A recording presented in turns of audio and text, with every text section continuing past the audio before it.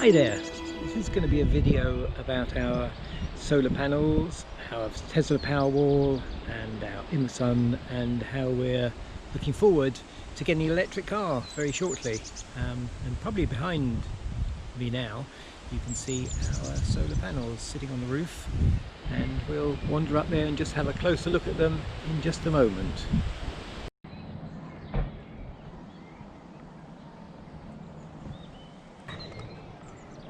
So those are the solar panels.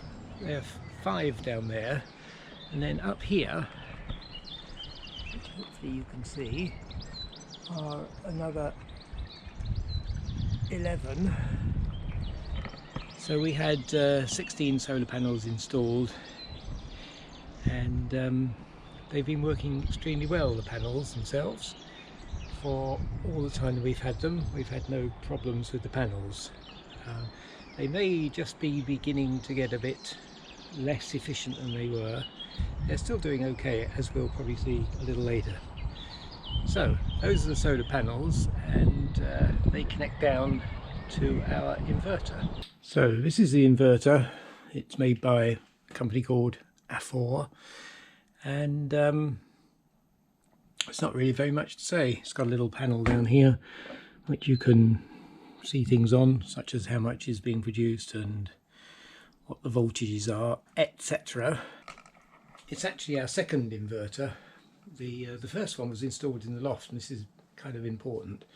It got very hot during the summertime, as lofts tend to do, and itself, when it's working, gets pretty hot.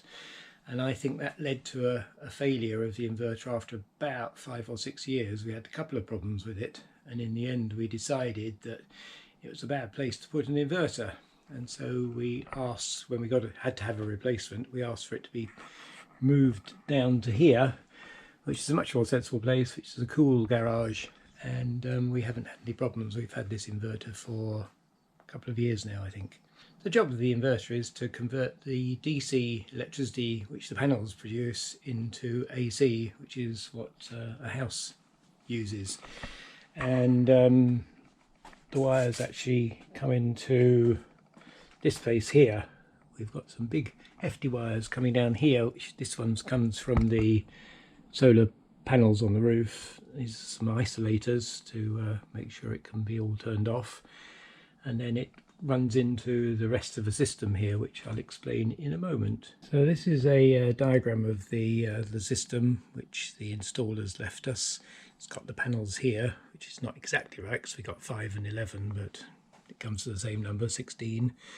And that comes down to this isolator, and then here's the inverter, and then we get DC in, AC out, and that goes in through another isolator into our main consumer unit. We were really pleased with our solar panels, and it was earning some money because we had a feed-in tariff, and it ended up paying for itself in just about 7 or 8 years. But what we noticed was that we were exporting electricity to the grid and having to sort of think about when we turn things on and off to try and use the electricity that was being generated by the solar panels. So doing the washing, doing the dishwasher when we used it, doing the tumble drying when we used it, was a good thing to do when the solar panels were actually generating. But that was a bit of a hassle. And the other thing that we noticed, that the electricity we exported we get paid very little for anyway. So we looked around and we found that we could buy a unit called an Immersun, which is a controller which senses when we were exporting power to the grid, and if the hot water wasn't already hot, it would turn the immersion heater on and power it up and power it down, and it had a sort of variable voltage going into the immersion heater, and that gave us heating for the hot water without us having to think about turning it on and off. It turned it on and off. And this is the Immersun in action. It's actually generating at the moment. We're generating at the moment, and the Powerwall, which we'll talk about in a moment, is full, and it's currently exporting a 0.2 of a kilowatt to the grid, which keeps that going for some reason, but also putting 1.6 kilowatts into the immersion heater. And today, because it's only just turned on, it's already put in 0.3 of a kilowatt hour. So it makes a bit of a whirring noise because it's got a fan, gets a bit hot, slightly warm, but it's quite a nice noise. It's sort of comforting to know that we're putting power into our immersion heater here. The Immersun was a good investment. It only cost about £400 or £500, I think, and it just kept us in hot water for all the summer. Even on a not very sunny day, we would get enough solar generated electricity to give us hot water for baths and general usage. However, because when it was sunny, we were still exporting power into the grid, and then finding during the evening, of course, that we needed power, so we had to import from the grid at the rates that the electricity supply company give us, which is for here now currently 23 pence per kilowatt hour. So we decided that it would be really nice to have a battery, and we hummed and hawed about it for a long time because it's an expensive installation and it would never really pay itself back unless we live for longer than we expect to. But it's a good thing to do, and now, in fact, as we're looking to getting the car as well, it may prove itself to be a very valuable addition. Powerwall was installed in November, and of course then it was wintertime. We didn't get much value from it, but because we have a strange lifestyle where we live away from home a lot of the time in our camper van and the house is left to its own devices, we use precious little electricity even while the sun wasn't very high and wasn't out for much of the time in the winter. We haven't used any electricity from the grid. We've used quite a lot of electricity to heat the water, to run the house. We're going to have a look at the Powerwall now.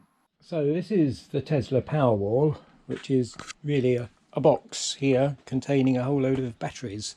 It holds 13.5 kilowatt hours of power, and it just sits there purring away, and it gets topped up by the solar panels in this installation. It can be topped up by cheap rate electricity, but we just top it up with our solar panels, and it runs the house. So this is a Tesla gateway which has got a computer in it, and that switches between the various modes it needs to take account of solar panel generation, exporting to the grid, usage in the house, and potentially import from the grid at some stage when it happens. It doesn't really do much, it looks after itself. And the only other thing that it does do is ride over power outages. So if the electricity supply fails into the house, then this thing switches the batteries in more or less zero time, and so the house doesn't see any loss of power, assuming that the battery here has got charge inside it. And Tesla are pretty smart on all these things and spot when a storm is coming and turn this thing into a mode where it loads up the batteries ahead of a storm, so that it's got a full battery for when a storm might come along and when there might be power outages. Pretty clever. And that's about all there is to say about a Tesla Powerwall, except it seems to be very reliable. It's got a little green light down the side here, which shows that it's turned on, and it's actually charging at the moment. No, it's not charging at the moment. It's not doing anything at the moment because it's fully charged. The inside of the gateway is just rather a boring box with the electronics in it, and a couple of test switches here when you can simulate the power being out by pressing this one here, or you can isolate the Powerwall from that point of view as well. But usually it sits there shut and there's nothing much to see about it. So all this additional stuff has made a slightly more complicated arrangement where we've got the very old switches from the power coming in through our meter here. This is really old stuff going into the house. This is for isolating the solar panels, and this one here is for isolating the Powerwall. And then over here we've got a new addition, which is this box here, which is picking up our electric car charger.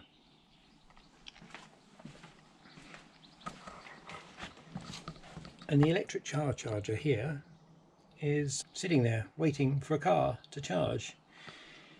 The charger was installed very shortly after we ordered our new car and has been waiting for something to charge up.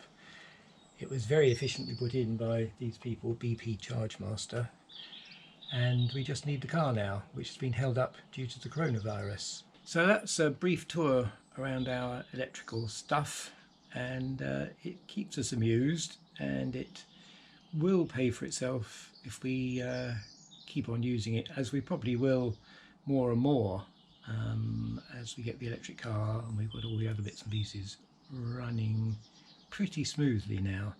One of the changes that I see we might have to make in the future is to get a dual rate meter if we use the car an awful lot. Right now we could charge up the car quite efficiently from the solar panels because we're not really going out that much, and time will tell as to whether we need to go for a dual rate meter, a smart meter, but we'll see. So we're very happy with progress towards the electrification of our life here. In the meantime, hope you've enjoyed looking around what we've got, and the next video I'll make will be with the new car.